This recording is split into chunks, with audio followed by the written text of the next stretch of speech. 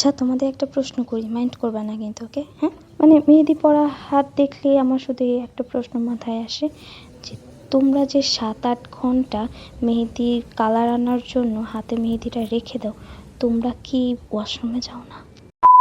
Hello, আসসালামু আলাইকুম everyone, Ramadan মোবারক। সবাই কেমন আছেন?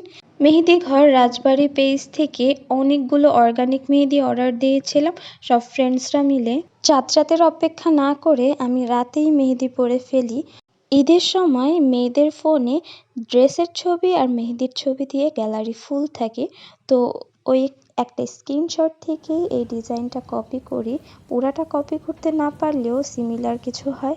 এটা হলো সকালবেলা, সকালে যখন মেহেদি তুলবো তার আগে একটা ভিডিও করছিলাম। সকালের মিষ্টি রোদ আর আমার মিষ্টি কালার শাপলার সাথে আমার এই ভিডিও ফুটেজটা কিন্তু অনেক সুন্দর আসছিল।